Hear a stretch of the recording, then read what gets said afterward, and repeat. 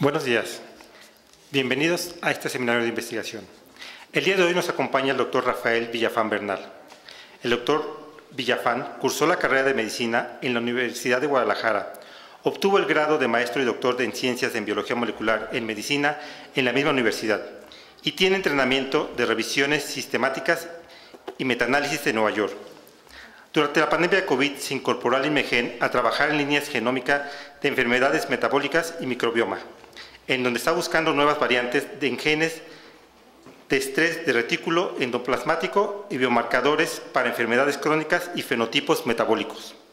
Ha publicado 6 capítulos del libro, 32 artículos de investigación en revistas internacionales indizadas, cuenta con alrededor de 500 citas y ha dirigido tesis de licenciatura, maestría y doctorado. Es investigador por México, adscrito al Laboratorio de Inmunogenómica y de Enfermedades Metabólicas del INMEGEN. Es investigador nivel 1 del Sistema Nacional de Investigadores. Doctor Villafán, bienvenido.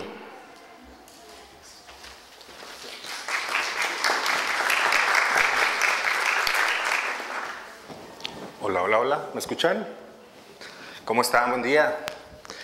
Gracias, agradezco la oportunidad de presentar este tema. Cuando llegué al laboratorio en medio de la pandemia de COVID-19, llegué con entrenamiento en esto de revisiones sistemáticas y metaanálisis y buscamos incorporar esta forma de abordar los problemas de salud partiendo de buscar marcadores relevantes en la práctica clínica que ya se miden en pacientes para de ahí después evaluar hacia atrás algunos factores o variantes genéticas asociadas a enfermedades en genes de biomarcadores que ya en pacientes son significativamente útiles. Les voy a presentar entonces este tema de marcadores séricos de estrés de retículo endoplásmico y UPR relevantes en la diabetes y sus complicaciones.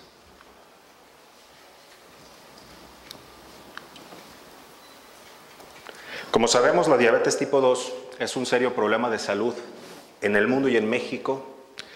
Alrededor de 537 personas viven actualmente con diabetes en el mundo. De estos, 3 de 4 viven en países en vías de desarrollo como México. Además, cada año causa la diabetes alrededor de 6.7 millones de muertes, lo que lo convierte en un serio problema de salud. Se espera que para el 2030 se incremente la cifra de enfermos a 643 millones y para el 2045 a 783. Y más o menos los gastos en salud en miles de millones de dólares estimados cada año es de 966 mil millones. Es decir, en los últimos 15 años ha habido un aumento de 316% en los gastos para el tratamiento de diabetes y sus complicaciones. Además de estos 650 millones de personas con diabetes que existen en el mundo, alrededor de 550 tienen intolerancia a la glucosa oral o un estado de prediabetes. En México, alrededor del 17% de la población padece diabetes y de estos solamente el 39% se encuentran controlados metabólicamente.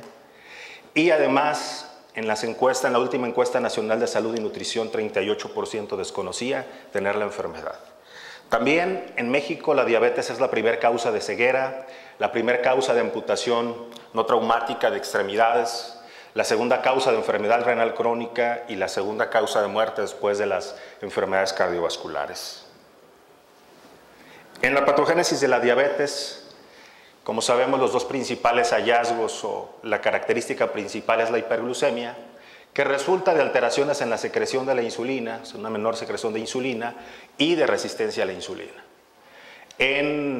Las alteraciones en la secreción de la insulina resultan de una reducción de la masa de las células beta y una disfunción de estas células. Y por supuesto la resistencia a la insulina principalmente la vemos en tejidos que dependen de insulina para internalizar glucosa como hígado, tejido adiposo y músculo.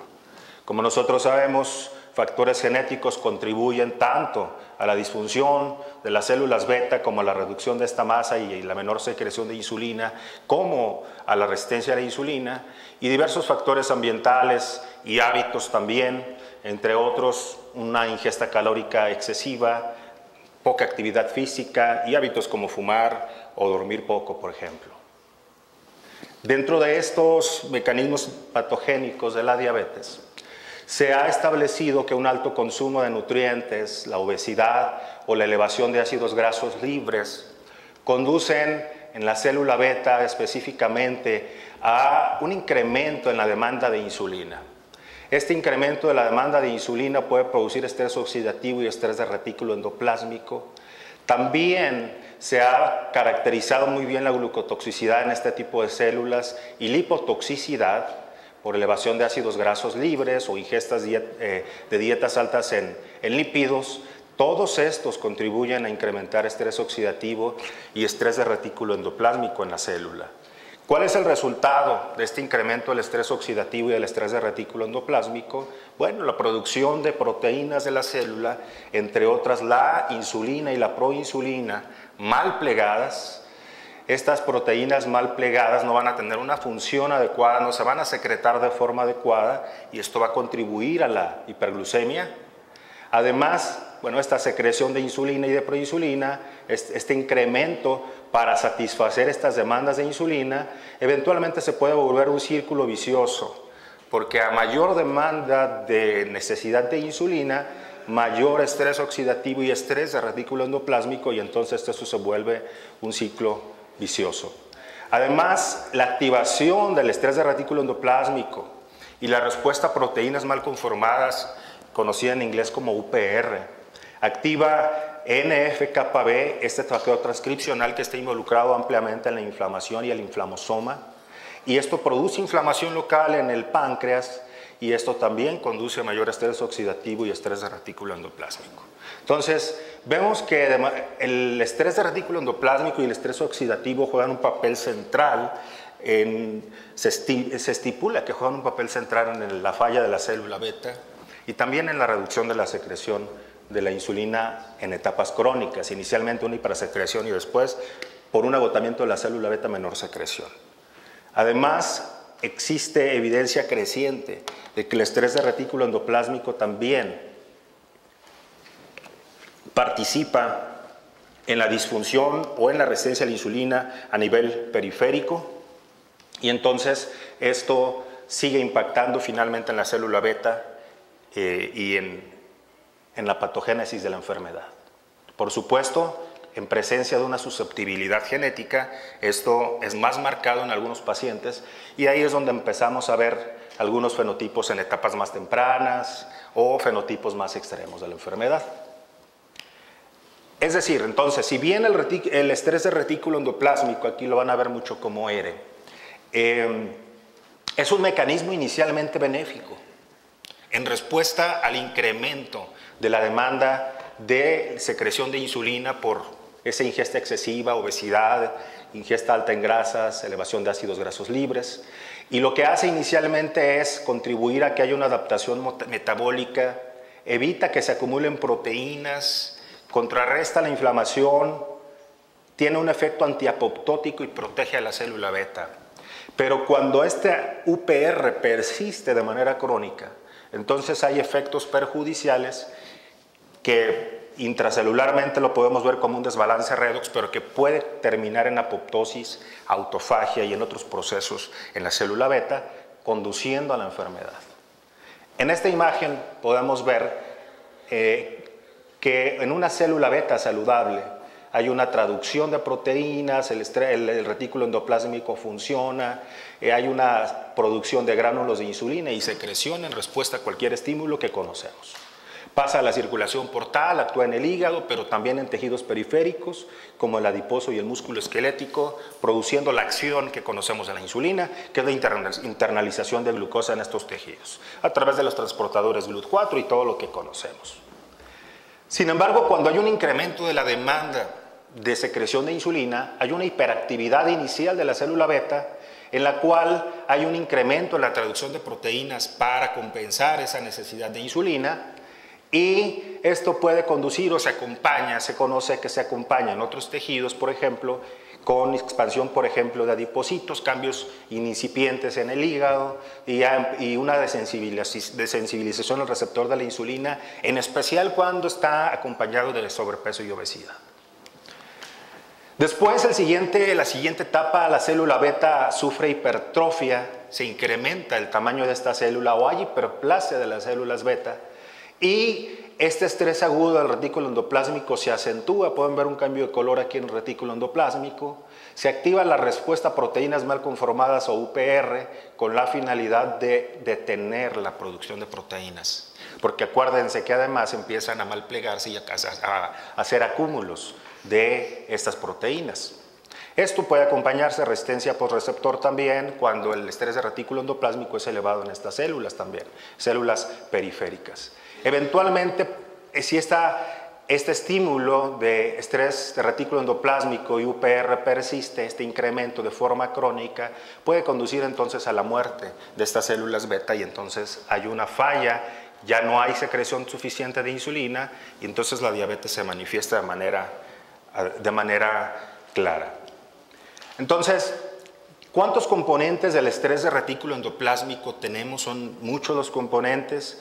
En una búsqueda en String encontramos 232 proteínas, genes relacionados a estrés de retículo endoplásmico, tanto involucradas en UPR, estrés de retículo endoplásmico o asociadas a componentes, a los principales componentes del estrés de retículo endoplásmico.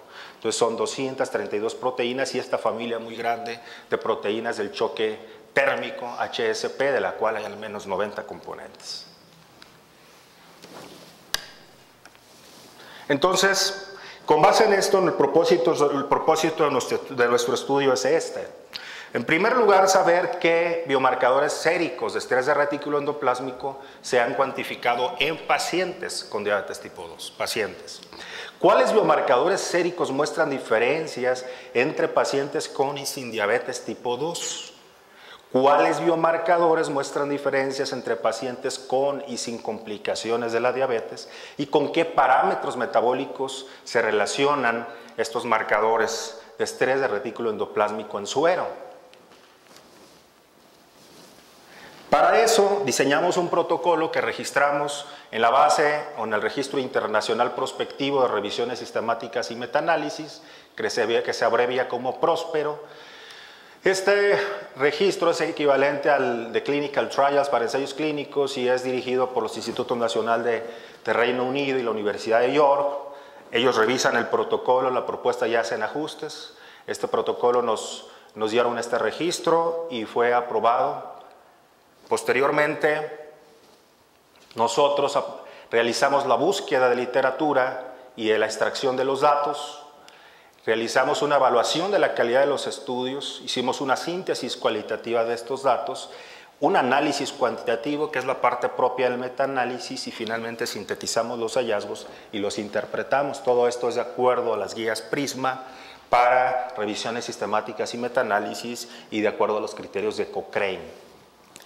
Viendo un detallito, a detalle más, los criterios de búsqueda, nosotros introdujimos en la búsqueda tanto términos mesh o mesh terms con modificadores relacionados a estrés de retículo endoplásmico, relacionados a los principales componentes de la vía de estrés de retículo endoplásmico o UPR, relacionado a las proteínas del choque tóxico, a las GRP que están relacionados del choque por calor, chaperonas, peroxirredoxinas y cada uno de los 232 componentes que encontramos de UPR y de estrés de retículo endoplásmico. Esto lo hicimos, búsqueda en 5 bases de datos, en el propio Cochrane, en Prospero, en Scopus, en Web of Science y en PubMed.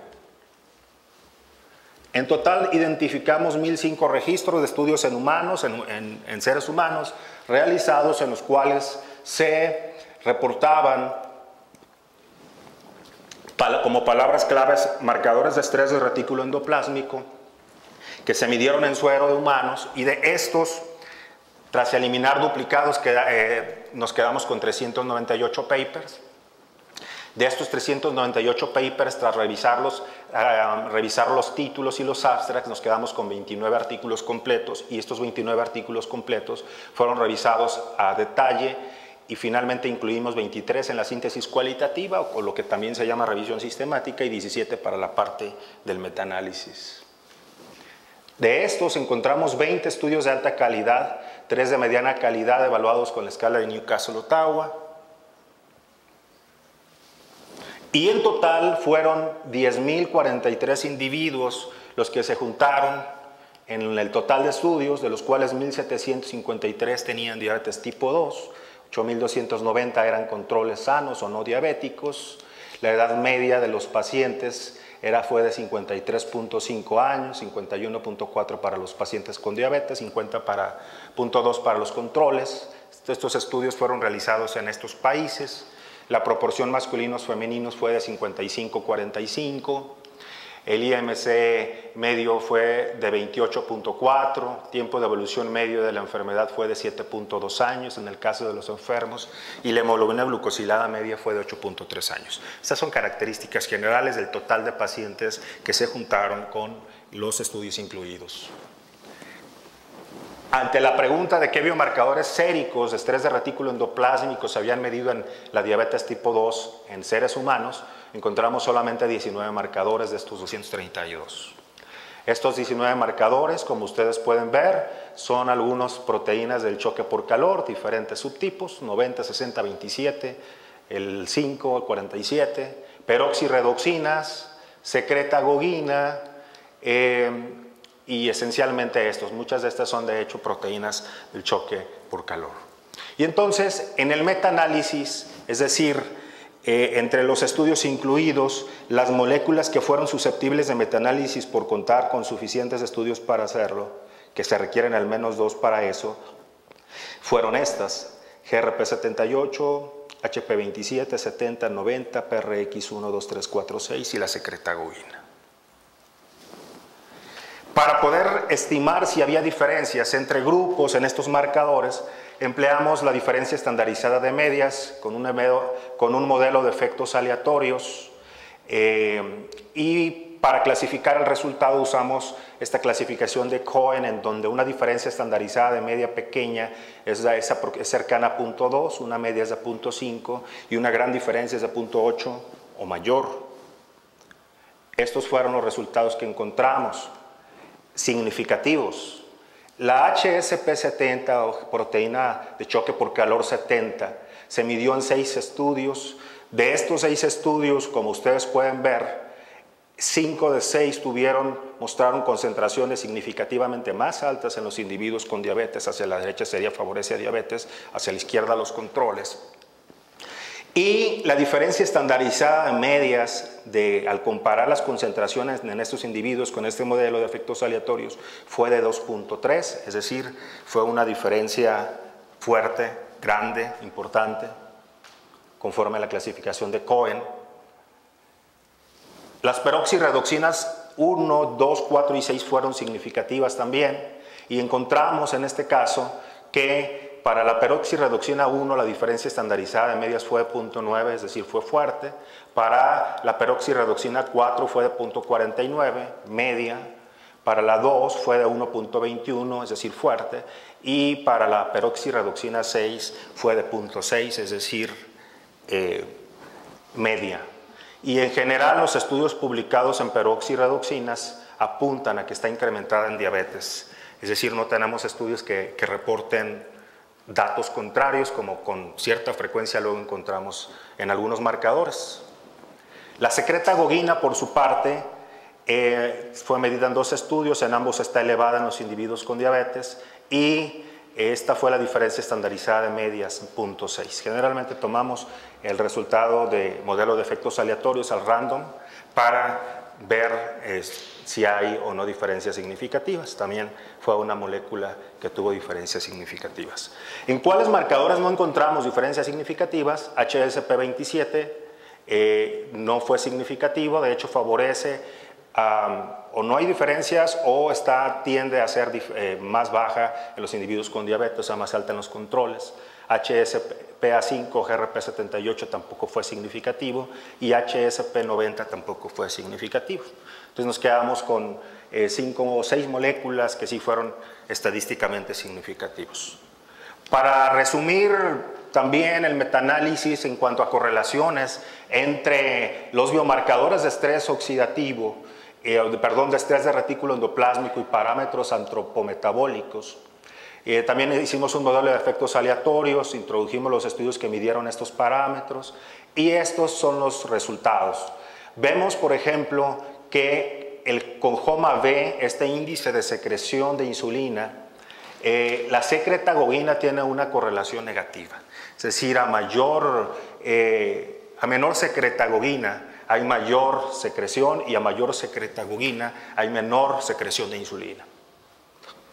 En el caso también, la hemoglobina glucosilada especialmente se correlacionó positivamente con secretagogina, con PRX4, con HSP70. La glucosa plasmática en ayuno, todos los que tienen asterisco son estadísticamente significativos. La glucosa plasmática en ayunas también se correlacionó significativamente con secretagogina, con PRX4 y con GRP78. Por su parte, el HOMA-IR se correlacionó positivamente con la secretagogina y también con el PRX2 y el índice de masa corporal con GRP78. Si ustedes se fijan, entonces son parámetros de secreción de insulina, de control metabólico o de resistencia a la insulina los que están relacionados o correlacionados significativamente en el pool de estudios con diferentes marcadores de estrés de retículo endoplásmico, pero no los lípidos séricos. Aquí vemos LDL que no fue significativo, colesterol total o triglicéridos correlacionado con algunos de los marcadores. Entonces hay claramente una correlación de estas moléculas, estos biomarcadores en suero de estrés de retículo endoplásmico con estos parámetros antropometabólicos en los pacientes. Entonces, en cuanto a complicaciones, la evidencia fue poca, pocos estudios se han hecho en individuos con complicaciones de diabetes y lo que encontramos fue poco. PRX4 fueron estudios en su mayoría únicos, en donde, por ejemplo, PRX4 predice de forma independiente mortalidad, HSP27 es un marcador de aterosclerosis subclínica y de polineuropatía simétrica distal. Estos marcadores que están aquí en el recuadro verde de abajo, HSP27, GRP78 y estos predicen nefropatía diabética, e incluso hay algunos marcadores que se alteran cuando hay hipoglucemia en los pacientes. Entonces, estas moléculas que encontramos asociadas a estrés de retículo endoplásmico nos indican que, vamos a explicar cómo es que se relacionan. El HSP70 es una proteína, no sé si ya tengan otro apuntador por ahí. Es una proteína que en combinación con otras proteínas, gracias. Aquí tenemos HSP70 que formando complejos con otras proteínas como BAC1 o CHIP o con HIP-HSP40 ayuda al plegamiento, ¿sí?, de las proteínas que están mal plegadas, ¿sí?, ayuda al replegamiento de estas proteínas si están mal plegadas. También si forman agregados, si hay agregados de estas proteínas que tienden a formarse en la célula, lo que hacen es desagregan estas proteínas y finalmente las repliegan. Si estas acciones en la célula no son suficientes para controlar el estrés, que es frecuente, lo que ocurre es que ubiquitinan a esas proteínas mal conformadas, vistas aquí en gris, y finalmente inducen su degradación por el proteasoma para que la célula utilice esos componentes en alguna otra ruta. El caso de la secretagogina, esta secretagogina, cuando en la célula beta persiste el equilibrio redox y el estrés de retículo endoplásmico, actúa uniéndose a la F-actina, y esta F-actina tiene conexiones con proteínas de anclaje de la célula en la matriz extracelular, y lo que hacen es provocan un movimiento, un movimiento mecánico, lo favorecen de las vesículas de insulina hacia la membrana para que haya exocitosis. Ese es uno de los mecanismos. Pero además, la secretagogina ayuda al plegamiento de proteínas, ¿sí? Y si no ocurre el plegamiento, también induce la acción del proteasoma para degradar esas proteínas mal plegadas, y además se ha encontrado recientemente que promueve la sobrevida y la proliferación de la célula beta. Entonces hay una plausibilidad también biológica en este sentido.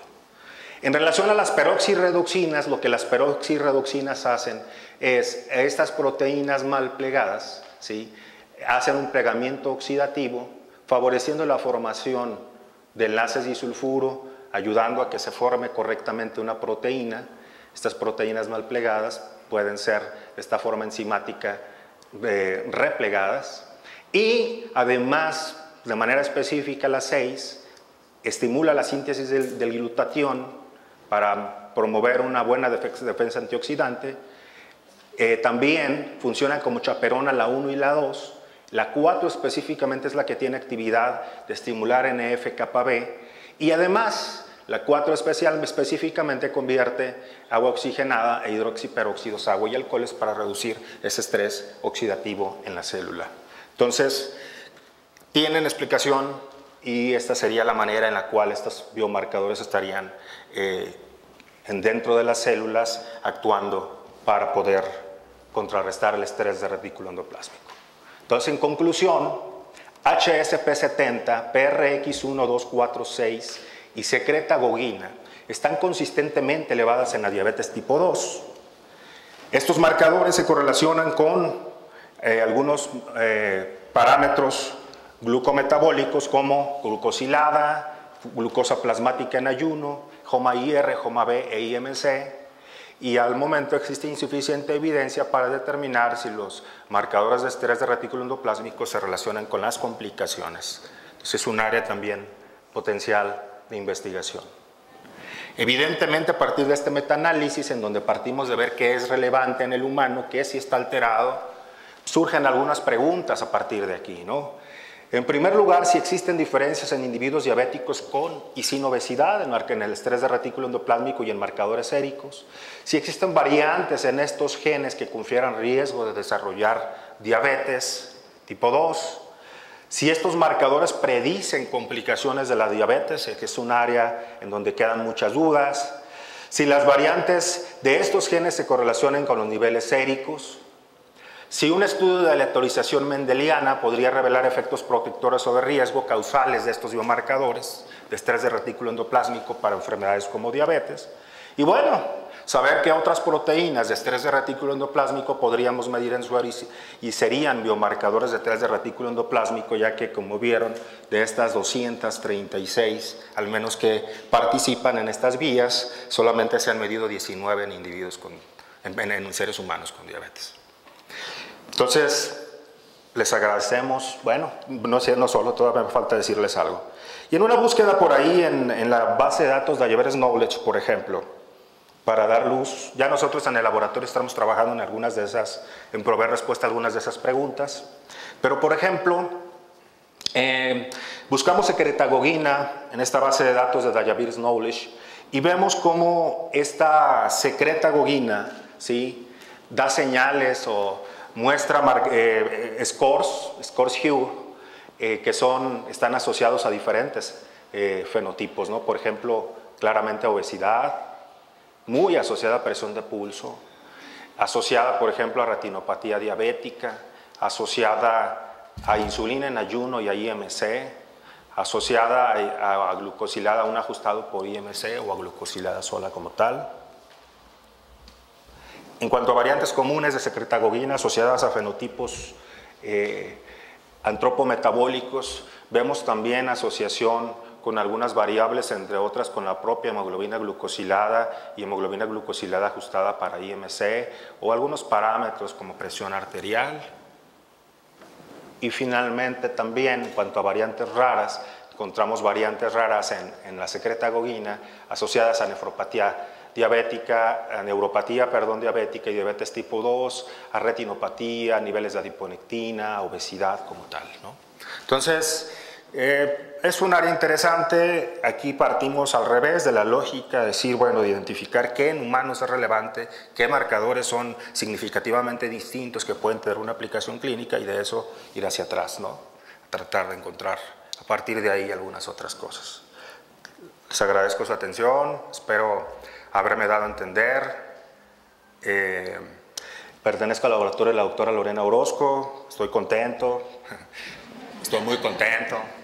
Llegué en medio de la pandemia en un momento difícil, pero me arroparon, la verdad, súper bien. Gracias, compañeros, gracias a todos por su apoyo. Muchas gracias.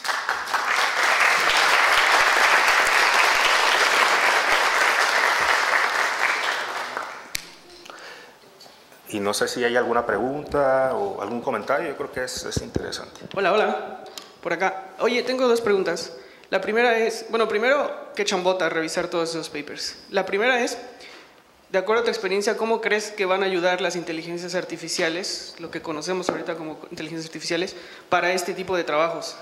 Y la segunda es, si, ¿qué tanto coinciden tus hallazgos con lo que se sabe de marcadores de expresión diferencial en esas condiciones? Ok. La primera, en relación a la inteligencia artificial, definitivamente nos van a ayudar a simplificar los procesos, a revisar menor cantidad de artículos, no hacerlo de manera manual. De hecho, existen ya no solamente algoritmos de inteligencia artificial que se están probando, hay algoritmos, o digo, hay scripts de R. Hay scripts de R que nos permiten hacer la búsqueda, ¿sí?, sistemática de términos que nosotros queramos, como para facilitar la búsqueda como tal de papers, ¿no? Yo la verdad lo hice manual a la antigüita porque me gustó, ¿no? Me gusta leer todo ese rollo, pues quería leerlo, pero también hice una correlación con un script de R y efectivamente son bastante eficientes. No se diga entonces la inteligencia artificial, ¿sí?, que sí te va a permitir sistematizar toda esa información, ¿sí?, obtenerla, aunque con la limitante que va a depender de las fuentes primarias a las que tenga acceso, ¿sí? Porque al final el bot o el sistema de inteligencia artificial tiene una limitante relacionada con de dónde se está alimentando. Por eso es que al final tú tienes que ir haciendo las búsquedas en las bases de datos, en las diferentes bases de datos, para tratar de dejar lo menos posible de artículos fuera, o no dejar estos artículos fuera que sí hablen sobre eso. Se busca que sea muy sensible, ¿sí? En relación a la segunda pregunta sobre qué tanto coincide con los perfiles de expresión, la realidad es que no he buscado ahorita qué tanto coincide con los perfiles de expresión, aunque hay interés en el laboratorio por evaluar esta relación. Sí.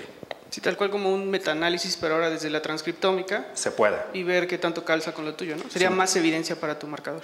Sí, se puede también hacer. Sí. Vale, de hecho, es un área hacia la parte genómica como virgen, ¿sale? Este enfoque.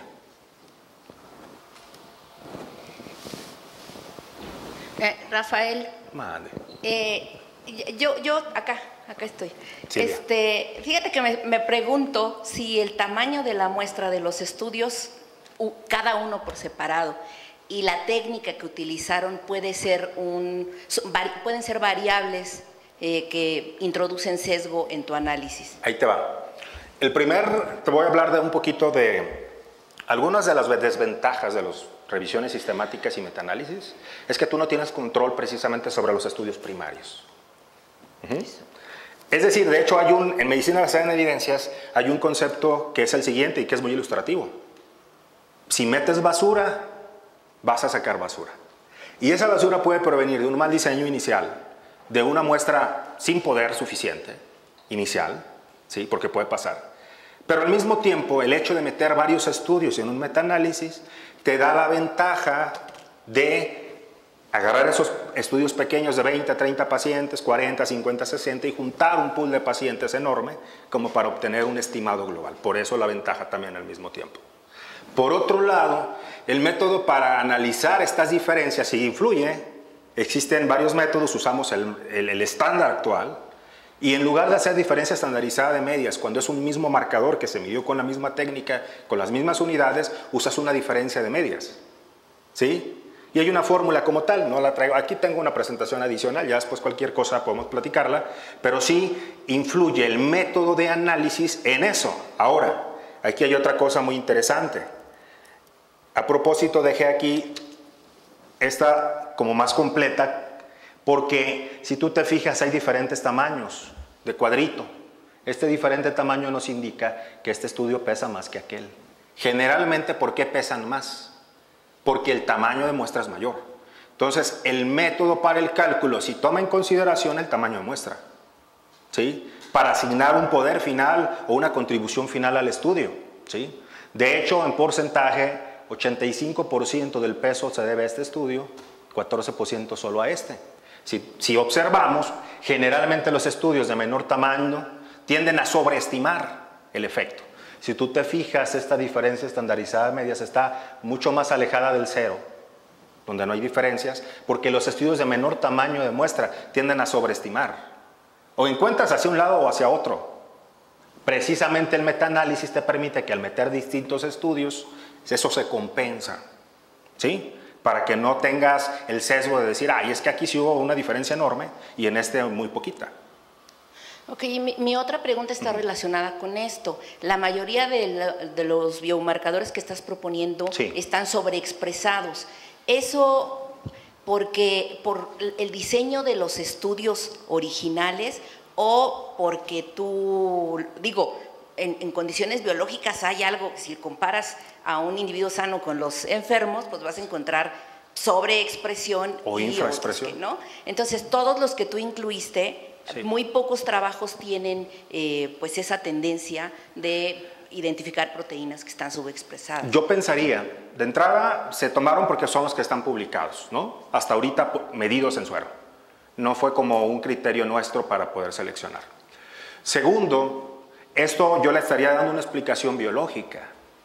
O sea, estamos hablando de que hay una sobreexpresión y hay mayores concentraciones de estos marcadores porque hay un exceso de estrés de retículo endoplásmico, ¿sí? En la diabetes. Ese exceso de estrés pues, te incrementa las peroxiredoxinas para tratar de plegar las proteínas, te incrementa la secretagoguina que ayuda a la secreción de insulina para compensar eso y que además ayuda al plegamiento de proteínas o los manda a la degradación por proteasoma y te incrementa HSP70, ¿sí? Para plegar proteínas, desagregar los agregados y replegarlas. Entonces, la razón probable por la cual solo encontramos elevados es porque esto es importante en la diabetes para compensar ese estrés oxidativo, estrés de retículo endoplásmico. Y eso logra reflejarse en suero, ¿no? Perdón, pero justo eso, que era la otra pregunta sobre el mecanismo que no me quedó muy claro, justo eso, el hecho de que se estén expresando, hasta ahí se queda, digo, eso es consecuencia y ahí se queda, y las proteínas no tienen un efecto biológico. Ahora me respondes con que sí tienen se están sobreexpresando, entonces tienen un efecto biológico. ¿Y eso en qué se traduce? Probablemente en la subexpresión o en la alteración de otras, ¿no? Sí. Entonces, por eso me llamó la atención que no haya nada que esté, pues, en una dirección Ahí contraria. tenemos la oportunidad de estudiar esto, ¿no? Ahora, la pregunta es, gracias, ¿qué otras se infraexpresan o se modifican, ¿no? Es parte del área de oportunidad que hay en esta área, de las oportunidades de investigación.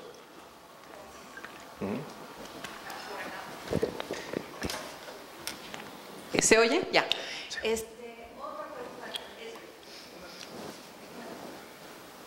No.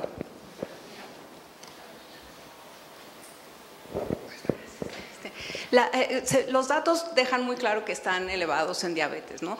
Y eso está clarísimo. Ahora, para manejarlo como cuando está uno pensando en biomarcadores, pues una cosa importante es la especificidad.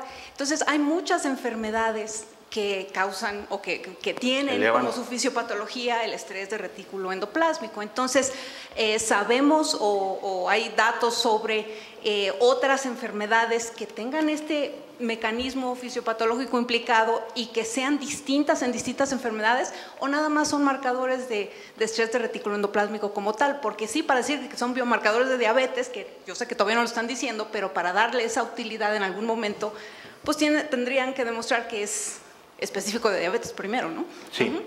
Sí, efectivamente, el estrés del retículo endoplásmico es un mecanismo generalizado en cualquier célula para lidiar con el estrés. Sin embargo, hay, digamos, ahí bien vendría la parte de la expresión diferencial en tejidos y además cambios específicos por patología, ¿sí? Hay, en primer lugar, algunos marcadores, por ejemplo, la PRX4 que vieron ahí, la peroxiredoxina, es casi exclusivamente, o sea, está expresada mucho en célula beta. Ajá. Entonces, su función ahí en célula beta, por eso es lo interesante, que podría ser más específica de célula beta. Otro de esos, ese sí es más específico de la célula beta, la secretagoguina. La secretagogina solo se produce en dos células principalmente, célula beta y en algunas neuronas del sistema nervioso periférico, autónomo, ¿sí?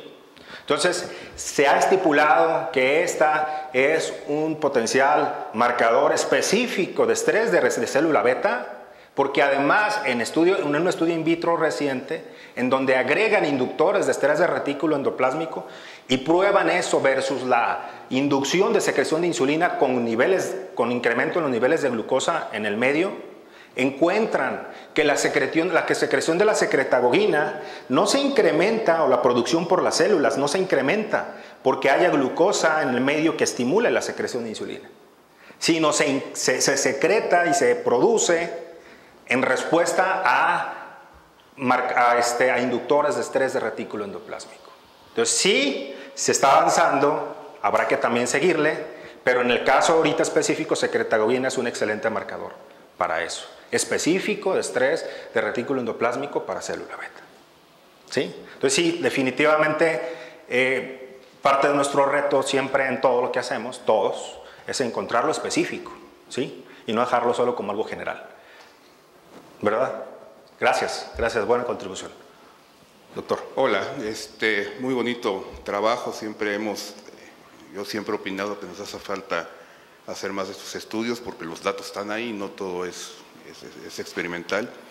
Y por lo que yo entiendo es un proyecto que lo que intenta encontrar es, bueno, tener realmente una base general acerca de cómo participa de alguna manera el estrés de retículo endoplásmico en la progresión. Yo no lo veo mucho como biomarcador porque los biomarcadores de estrés, bueno, eso ya está determinado de alguna manera, de ahí lo seleccionaron, y no de diabetes porque, vamos, no se necesita un biomarcador para diabetes, no tomas el azúcar, mides la hemoglobina glicosilada y se acabó y eso está. Pero el área de oportunidad que yo veo, no sé si hayan pensado en eso, es justamente en prediabetes o lo que llaman intolerancia a la glucosa, ¿no? En donde sí sería un área de oportunidad muy grande para ver y encontrar estos marcadores, porque de la mayor parte de los pacientes que tienen intolerancia a la glucosa y que no los han clasificado, es un continuo, no los han clasificado como diabetes, la mayor parte de ellos está en un estado en que pueden llegar y pueden incluso revertir después, un año le pones metformina o le pones insulina y regresa, ¿no? Dieta, ejercicio. Exacto, entonces, aunque no esté establecido que esto sea causa-efecto, ¿no? Realmente creo que sería muy interesante ver en este grupo de pacientes su evolución y ver si los niveles de estos marcadores correlacionan con la posible progresión y señalan cuáles serían los individuos que necesitan ser seguidos de manera más cercana. Porque lo que yo he leído, digo, no es mi área, lo que yo he leído es que no hay ninguna manera ahorita de saber cuáles de ellos van a progresar, porque incluso ni el índice de masa corporal, ni los ajustes de salud, ejercicio y todo eso se correlacionan para saber cuáles de ellos van a progresar a diabetes franca y cuáles no, ¿no? Sí, creo que tenemos que virar mucho hacia la medicina preventiva, identificar pacientes en alto riesgo, desarrollar alguna enfermedad o en este caso prediabéticos o con intolerancia, como para ver si estos pudieran ser esos marcadores de estrés, no de diabetes. Aquí más estamos hablando de marcadores, lo estamos proponiendo de estrés de retículo endoplásmico, ¿no?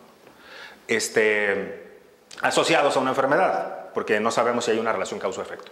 Pero evidentemente sí vale la pena, me parece interesante la propuesta de esa perspectiva, es decir, agarramos a pacientes con prediabetes o con intolerancia y vemos si está alterado el estrés de retículo endoplásmico y si eso pudiera predecir quién va a evolucionar o quién no, ¿no? Aún más, ¿cómo se modifica con el tratamiento este estrés?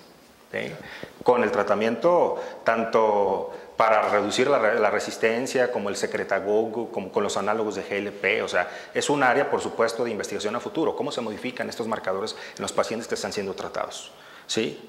Ahora, sí pudieran ser, en cuanto lo que sí estoy de acuerdo es que sí son marcadores, son biomarcadores, pero hay que encontrarle su uso. ¿Hacia qué? Porque evidentemente tienen todas las características de biomarcador, ¿no? Que se miden en un tejido accesible, que en algunos casos son específicos para distinguir pacientes con una enfermedad u otra. Secretagogina, por ejemplo, va para ese lado. ¿Sí? Una serie de características que tiene que sí pudieran ser marcadores de estrés de retículo endoplásmico y habrá que buscar esos específicos para patología o de un tejido como tal, ¿no? Al final de cuentas, yo creo que si además del tratamiento en su momento de querer lograr niveles de hemoglobina glucosilada adecuados en los pacientes, lográramos estar monitorizando el estrés de retículo endoplásmico, eso pudiera estar directamente en relación a quién también va a desarrollar o no una complicación. ¿Sí? También hacia ese lado, entonces tanto como para la parte de detección de prevención como hacia la parte de ver quién va a desarrollar o no una complicación. Y a lo mejor un punto final, un endpoint de nuestros clinical trials deberán de ser medir el estrés de retículo endoplásmico. ¿Sí? Y si logramos con el tratamiento también reducirlo, pues quizá también estemos reduciendo el impacto de las complicaciones o retrasándolas. O incluso una prueba de concepto es simplemente agarrar a un grupo de pacientes vírgenes a tratamiento y ver los niveles antes y después. Antes y después. Y pues, ya está totalmente Ese también es súper básico. Sí. Sí, la ventaja es que hay pacientes para aventar para arriba en el país, la desventaja pues es que es caro, ¿no? Es caro, pero sí. No, y de hecho, la perspectiva hacia la parte de tratamiento es buena, porque hay, de hecho, fármacos con otros usos actualmente que tienen un efecto sobre estrés de retículo endoplásmico, y es hacia donde habrá que trabajar también, ¿no? Para reducir el estrés de retículo endoplásmico. Sí. Felicidades. Gracias. Emilio.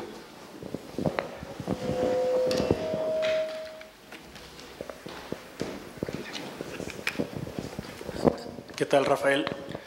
Muy padre el trabajo. Oye, a mí la pregunta es, al final del día, estos marcadores que buscaste en suero, el mecanismo es intracelular, ¿no? Entonces, de repente, pues sí es llamativo, porque sabemos que hay maneras muy simples, muy rápidas, de que una molécula intracelular esté en plasma y que esto puede ser relevante, de hecho, para marcarte la severidad de una enfermedad. La otra es que justamente estos marcadores que estás buscando de estrés de retículo, pues lo primero que se encadenan a nivel de mecanismo de respuesta celular es la autofagia, que es un proceso para, como tú lo explicaste, rehusar muchas de estas moléculas, ¿no? Entonces, en ese sentido, es probable que estas moléculas están en suero en un estado avanzado de la enfermedad. No estoy seguro, es parte de mi pregunta. Y también explicaría por qué la secretagonina, que como lo explicas y el nombre lo dice, pues es una molécula que tiene función intracelular, pero secreta. Tiene un proceso de secreción, a diferencia de las moléculas de choque térmico. De hecho, de pronto uno podría preguntarse por qué no está PERC, NRF2 o algunas otras moléculas regulatorias del sistema, pero que son factores de transcripción o sinasas intracelulares. Entonces, en este metaanálisis, por supuesto, tienes manera de saber qué fue lo que el artículo original buscó, es decir, sí, diabetes, marcadores séricos, pero ¿qué estaban buscando? ¿Qué tipo de pacientes entraron? Como para saber si era una diabetes avanzada, ya estaban con un proceso renal, no sé, algo que permitiera explicar por qué marcadores, o más bien proteínas intracelulares, pues andan ahora nadando en el medio en circulación, ¿no? Sí, fíjate que estos estudios que se metieron al metaanálisis, todos son pacientes sin complicaciones, solo con diabetes tipo 2. Precisamente fue un criterio de inclusión, con la idea de tener claridad bien, no tener de chile, mole y pozole, sino en los que ya tienen diabetes, cómo estaba la situación. ¿Cuál es el tiempo de evolución promedio que vimos? 7.5 años, y la mayoría estaban entre 5 y 10 años de evolución. Estamos hablando de una enfermedad típica, de hecho, cuando recién se diagnostica, por así decirlo, porque más o menos tenemos un atraso de 5 o 7 años de diagnóstico en México. Ya viste que 40% no saben que tienen diabetes, ¿sí? Entonces, es un definitivamente, esto nos permite decir o afirmar categóricamente pues, que en la diabetes tipo 2, aún sin complicaciones, está esto muy activo, ¿sí? Ahora, el poder medir esto en suero, efectivamente, te refleja parte de los procesos intracelulares.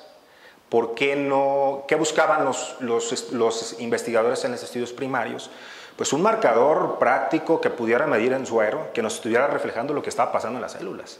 Nada más, ¿sí? Pero quedan muchas preguntas, quedan al menos 210 participantes en la respuesta de estrés de retículo endoplásmico y UPR, por ver si se pueden medir en suero en primer lugar algunos, ¿no? Y tratar de entender un poquito de manera más completa lo que está pasando. Ahora, pues efectivamente podemos agarrar tejido adiposo, de pacientes, como tenemos ahí en el laboratorio, con y sin sobrepeso, de pacientes diabéticos con y sin sobrepeso, y ahí estudiar de manera más profunda, ¿no?, qué más está sobreexpresado, infraexpresado, una serie de aspectos, ¿no?, como para tener un mapa más grande, y de esos, ¿cuáles pudiéramos tener en suero como indicadores? Porque efectivamente pues, quedan muchas piezas por juntar, ¿no? Sí. Hombre, gracias a ustedes. Hola, tengo una pregunta bien rápida y bien básica. Sí, sí. ¿Cuáles son las consideraciones como imprescindibles para considerar una revisión como una revisión sistemática? Ok. La característica principal de la revisión sistemática, y por lo que se diferencia de una revisión narrativa, es porque tú agarras toda la evidencia que ya existe publicada en la literatura para poder hacer tu análisis. A diferencia de una revisión narrativa donde tú le das una historia, tú te planteas una pregunta, te haces una pregunta y agarras lo que está de acuerdo en la literatura con tu idea y la presentas. En cambio, la sistemática sí te agarra todo lo que existe en la literatura sobre ese tema para poder tener claridad respecto a qué sí está pasando, no lo que tú piensas, ¿sí? Entonces, esa es la principal. La otra, entonces, la revisión sistemática es un método bien estandarizado, eso es importante decirlo, ¿sí?, para poder hacer un estudio de este tipo. Desde estandarizado en cuanto a que tienes que hacer un protocolo inicialmente, primero. Segundo, y para hacer ese protocolo necesitas tener una pregunta de investigación muy clara, que obedece a un acrónimo que han escuchado ustedes, que es el PICO, o el PECOS, ¿sí?, que habla de una población, de una intervención, de un comparador y de un outcome, ¿sí? Entonces hay toda una metodología para la pregunta. Dos, una metodología para la búsqueda sistemática. De hecho, lo que hacen en otros países es que los bibliotecarios, expertos en búsquedas, tú les dices, yo quiero buscar esto, ¿sí?, y ellos mismos te ayudan a darle forma al query, al criterio de búsqueda, para que sea muy sensible, tiene que ser muy sensible. Por eso es que introduces términos mesh de PubMed y luego modificadores, ¿no? And, or, not, le pones para que tu búsqueda sea como la quieres. Y entonces después de eso hay un sistema todo bien estandarizado que se basa en los criterios Prisma de cómo tú debes de hacer la revisión. Y hay una serie de recomendaciones de Cochrane, que es como que la organización que conduce o que dirige todo lo de los metaanálisis, la que inició con esto y lo estandarizó y lo lanzó a hacer una metodología altamente reproducible, ¿no? Entonces es altamente reproducible.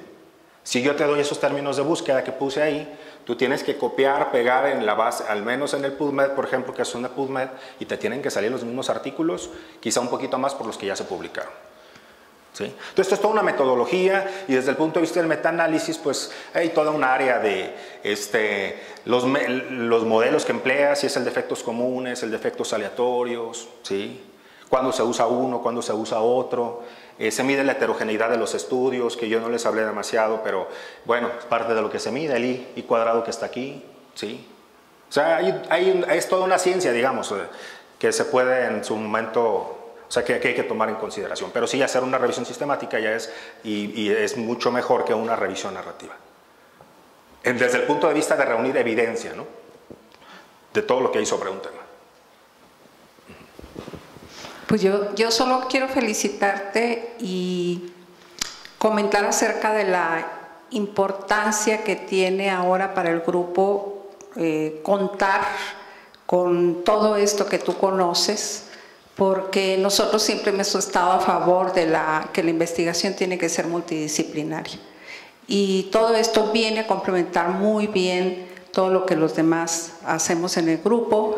Creo que vamos a avanzar muchísimo, ¿no? Y considerando que esto nació con base en que pues estamos encontrando marcadores de estrés del retículo endoplásmico en diabetes, pero consideremos que diabetes tiene muchos subtipos, no es una sola diabetes, son varias subtipos de diabetes. Y esto viene perfecto, ¿no? Evidentemente, pues hay que hacer mucho más, hay que comprobar esto, hay que validarlo, hay que hacer, complementarlo con otras disciplinas, etcétera, pero felicidades. Estos hallazgos que tuviste, la verdad es que sirven mucho para poder seguir adelante. Gracias, doctora. Yo solamente una pregunta metodológica. Tus estudios eran casos y controles la mayoría, ¿verdad? Todos eran casos y controles. Entonces, supongo que su indicador de asociación era OR. No. ¿No? No, porque aquí en este caso son niveles séricos. Niveles séricos.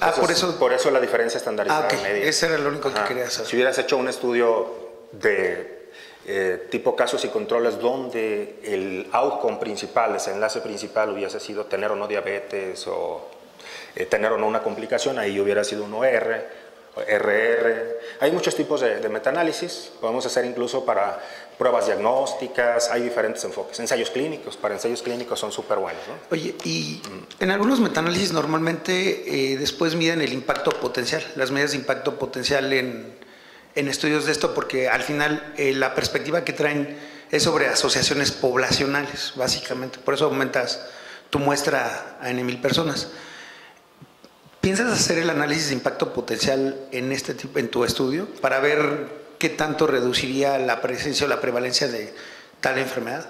Creo que es una área interesante, ¿sí? Sin embargo, estos estudios de impacto potencial se usan más para los ensayos clínicos. Sí. Vamos a ver la posibilidad, creo que sería muy interesante. Sí. Gracias. Gracias.